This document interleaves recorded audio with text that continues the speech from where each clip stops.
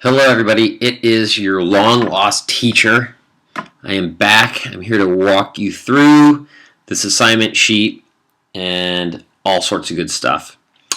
So let's go. Due date Friday 10/23 at 5 p.m.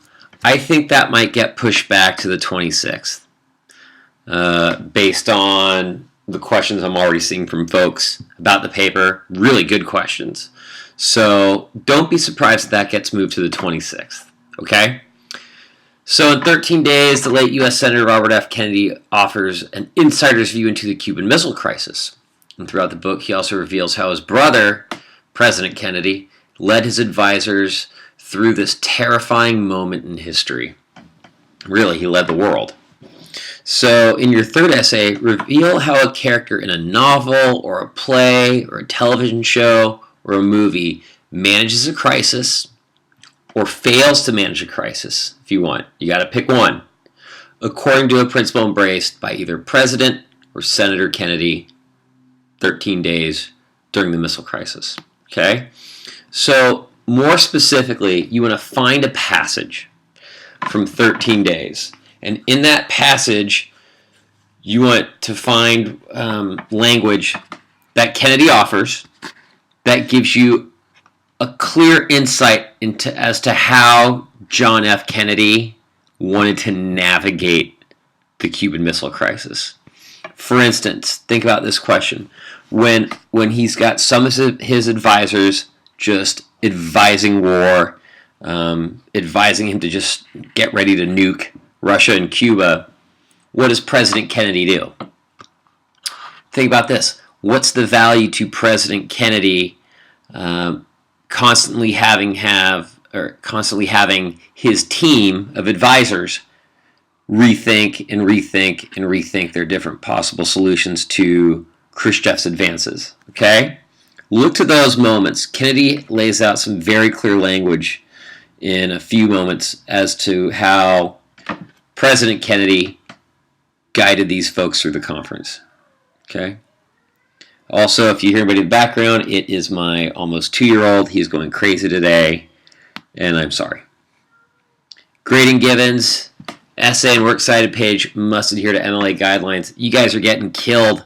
You're getting killed in essay 2 on simple things with MLA. Shorter titles of shorter works, okay? Those go in quotation marks. A short story, an essay, a news article, those go in quotation marks. The name of a book goes in italics. You folks gave away a lot of really easy points. Just crazy easy points with that stuff. Next, you have to pick a side. You can't say that the character in question uses a principle that guided Kennedy and kind of didn't. You got to pick one or the other and prove it. Introduction should simply explain the crisis management principle that the Kennedy embraced, whether it's RFK or JFK, right? As made evident in 13 days. So you don't necessarily need a traditional summary of the book. You don't. Okay. You need to quote or paraphrase 2 sources other than 13 days in the primary source of your choice. The other primary source will obviously be the book or the play or the television show or the movie that you choose. What I would do for primary sources is I would get a review of your primary source. Say it's a book. Okay, go get a book review. Go get a scholarly article on that primary source. Go get a scholarly article on the film.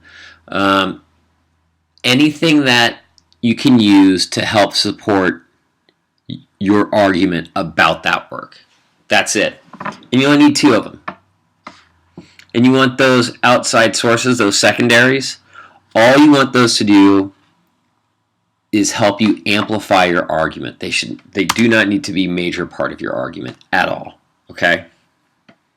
It's just an accent piece, like a nice rug in a nice room.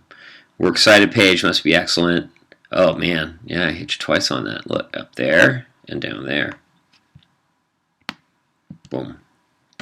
You cannot use 13 Days starring Kevin Costner, which is about Cuban Missile Crisis. You can't give me a television show or a film that focuses on the Kennedys. Can't do it. No documentaries. Anything that isn't in English. So you really might know Filipino and Korean dramas. But if it's not in English, I can't verify it. You might have a very good show that's in Spanish that might work perfectly.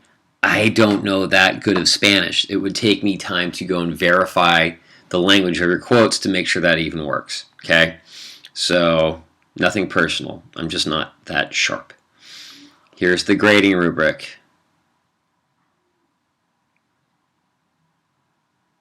Look at this. Do you integrate quotes correctly? Are your sentences excellent? Essay and works cited page formatted according to MLA guidelines. So 45% of the paper is make sure you integrate your quotes correctly, you have clear sentences, and that it's all in MLA format, correct MLA format.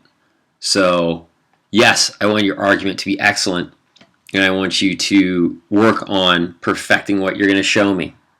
I absolutely do. But I need you folks to pay better attention to detail.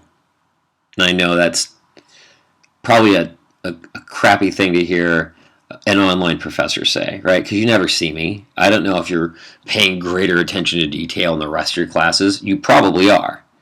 But for this class, to get an A, I need spotless attention to detail. Okay? So, last week came and went. Make sure you check out the crap test that I sent you, the link from Chico State, which is amazing, and it really helps you make sure that your outside sources, particularly your secondary sources, are any good.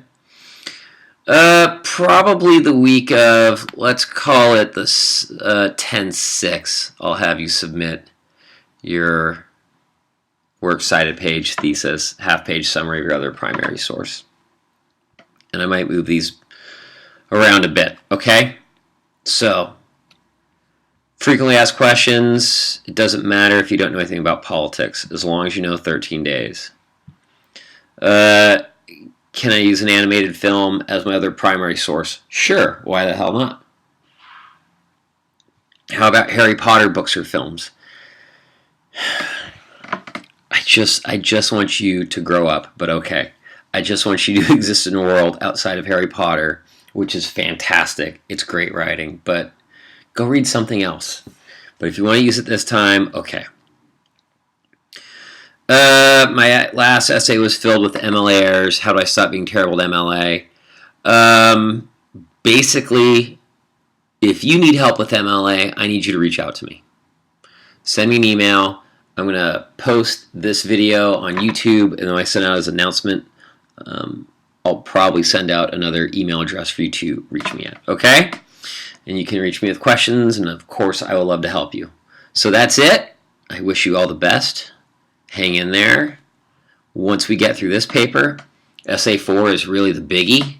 We're going to nail that one. You're going to have a bit of freedom in that paper too. Once Essay 4 is done, the fifth paper is such smooth sailing that you're probably going to name a child of yours after me. So get ready. Okay. Bye.